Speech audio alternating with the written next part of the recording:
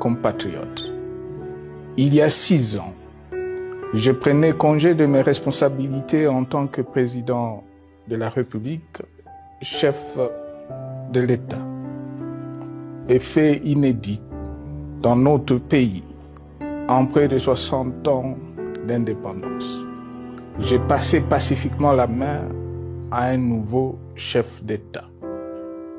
Depuis lors, je m'étais imposé un strict devoir de réserve, y compris quand je fais l'objet, directement ou par mes proches interposés, de provocations, de déni de droit, d'humiliation, d'imputations dommageables et d'autres multiples atteintes à ma dignité.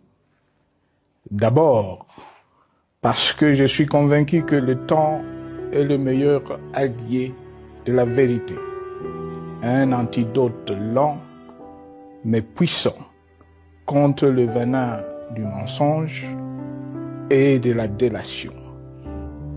Mais aussi et surtout parce qu'agir autrement aurait fait le jeu de ceux qui, par cette campagne odieuse, cherchaient à détourner l'attention de notre peuple de leur incapacité, aujourd'hui avérée, à répondre à ses attentes et aspirations.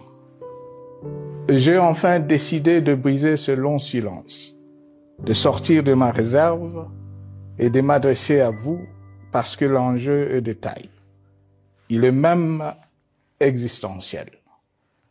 Non pas pour ma famille politique ou biologique, moins encore pour ma modeste personne, mais plutôt pour la nation congolaise et pour l'avenir de notre cher et beau pays. J'ai décidé de briser le silence parce qu'au vu de la situation que traverse notre pays, continuer à me taire m'aurait rendu poursuivable devant le tribunal de l'histoire pour non-assistance à plus de 100 millions de compatriotes en danger. Je saisis cette opportunité pour partager avec vous mes réflexions et participer ainsi à la recherche de la solution à la crise que traverse notre pays, la République démocratique du Congo, terre de nos ancêtres, car il est gravement malade et son pronostic vital engagé.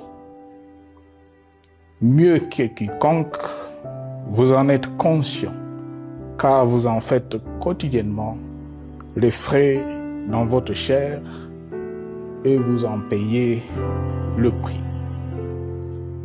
Mes chers compatriotes, vu l'importance stratégique de notre pays et le rôle qu'il est appelé à jouer, j'avais, de l'avènement au pouvoir du chef de l'État actuel, conclu avec lui un accord donnant naissance à la coalition entre nos forces politiques respectives.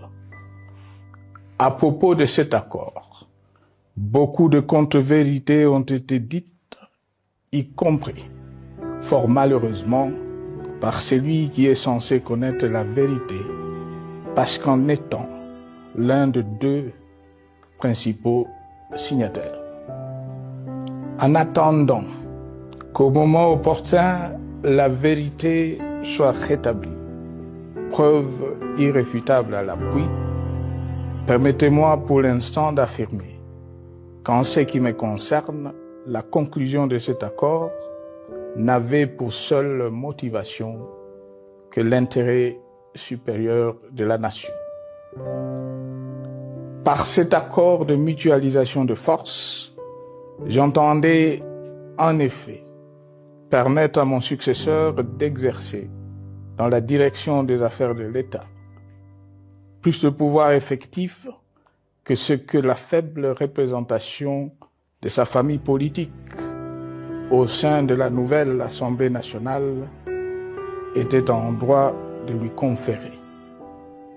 Je voulais par ailleurs faciliter le fonctionnement harmonieux des institutions et éviter à la nation, comme à notre jeune démocratie, d'éventuelles crises politiques qui leur auraient été fatales. Cette première alternance pacifique et civilisée à la tête du pays avait suscité d'autant plus d'espoir qu'en janvier 2019, notre pays s'est trouvé en bien meilleur état qu'au moment de ma propre accession à la magistrature suprême en janvier 2001.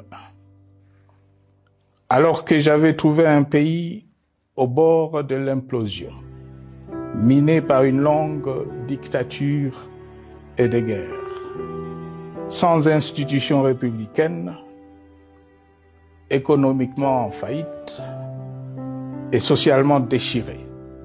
Bref, un pays dont l'incertitude de lendemain menaçait la stabilité de toute la région.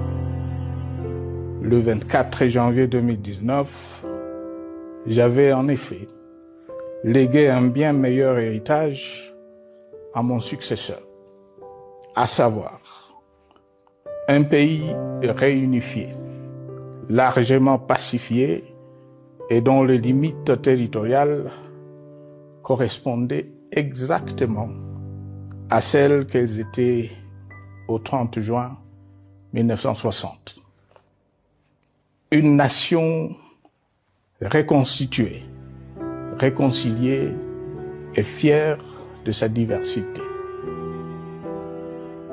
Un État doté d'une constitution progressiste et des institutions fonctionnant harmonieusement. Une économie dynamique et résiliente et débarrassée du fardeau de la dette héritée de régimes antérieurs, du fait de multiples réformes structurelles engagées. Une armée nationale républicaine de plus en plus professionnelle et capable de relever le défi de la défense de l'intégrité du territoire national. Une démocratie en constante consolidation, avec notamment l'organisation sur fonds propres d'un troisième cycle électoral.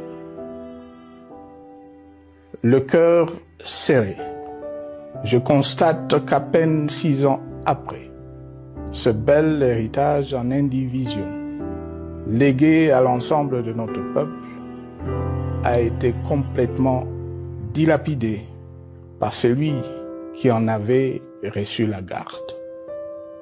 Que notre pays offre un spectacle de plus désolant et qu'il suscite d'autant plus de désespoir au sein de notre peuple et de pitié et de moquerie à travers le monde, que l'inconscience de ses dirigeants ne permet aucun espoir de redressement.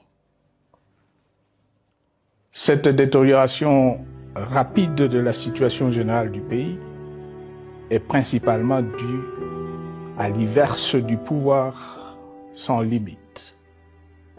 Le nouveau dirigeant s'illustre en effet par une série de remises en cause, reniements et violations intentionnelles de la Constitution, avec en toile de fond la volonté irrésistible de concentrer tout le pouvoir entre les mains d'un seul homme, au mépris du pacte qui cimentait la cohésion de notre peuple. Le premier acte de remise en question de ce pacte républicain, véritable socle de stabilité et de cohésion nationale, a consisté à violer délibérément la Constitution et les lois pertinentes. Lors du premier remaniement de la Cour constitutionnelle par le président de la République.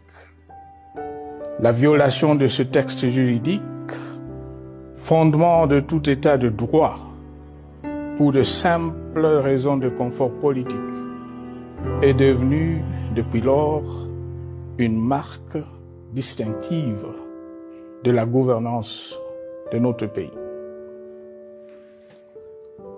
Dans le même esprit, en décembre 2020, il fut organisé un coup d'État institutionnel à la suite du renversement en pleine mandature d'une majorité parlementaire, pourtant dévolue par le peuple souverain, ainsi que le gouvernement qui en était issu. S'en sont ainsi suivis la nomination illégale de membres de la Commission électorale nationale indépendante, ainsi que le simulacre des élections de décembre 2023, organisées en violation du cadre juridique et de normes internationales pertinentes, qui, par une ampleur sans précédent de la fraude, ont amplifié l'illégitimité des institutions et de leurs animateurs. Le coup de grâce a été donné par l'annonce du projet de changement de la Constitution, un projet dont la réalisation liquiderait totalement le consensus national de Sun City. Les conséquences négatives de cette gouvernance non orthodoxe sont pour le moins stupéfiantes. Le pays est ainsi devenu un espace de non-droit. La République a cessé d'être démocratique et la volonté du chef de l'État tient désormais lieu de loi suprême, supplantant la Constitution et les lois. En revanche, érigé en politique du gouvernement, le populisme et la démagogie, le mensonge et l'arrogance, la discrimination et la stigmatisation de certaines composantes de notre peuple, l'institutionnalisation du tribalisme et du népotisme,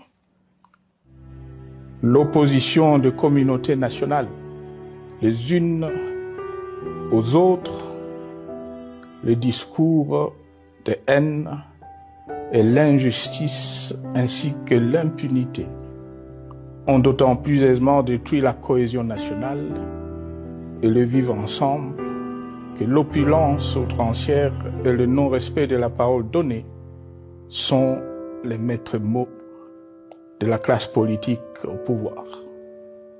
Ce qui a rendu le pays fragile et donc vulnérable. Plus grave, le repli identitaire, dangereux pour l'édification de toute nation, a refait surface, avec ses vieux démons dont l'intolérance et la division est circonstance aggravante. Cela est non seulement toléré et impuni, mais aussi et surtout véhiculé et financé par les tenants du pouvoir. Face à cette dérive, le Parlement a abdiqué de sa mission constitutionnelle de contre-pouvoir. Il a ainsi cessé d'être le temple de la démocratie, le lieu par excellence de l'expression législative et la volonté du souverain primaire, pour ne plus être qu'une chambre d'enregistrement de la volonté d'une seule personne. Quant à la justice, garante constitutionnelle des libertés publiques et du socle de valeurs, qui structure notre identité et forge notre unité, elle a complètement démissionné de ses responsabilités, se laissant ouvertement instrumentalisée à des fins politiques. Elle n'est donc plus qu'un instrument d'oppression d'une dictature qui tente désespérément de survivre à contre-courant de l'histoire, par la terreur et l'imposition de la pensée unique. Rôle peu louable qu'elle partage avec les